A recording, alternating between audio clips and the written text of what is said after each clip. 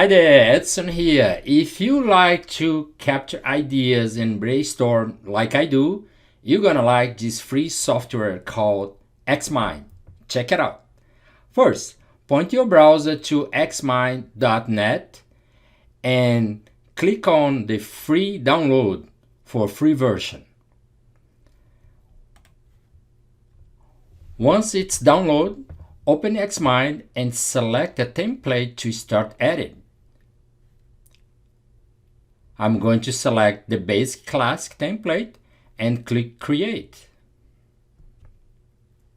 Double-click on the main idea and edit.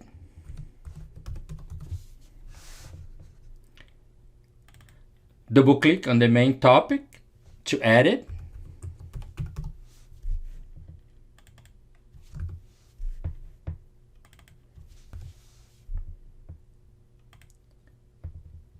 You can also add subtopics.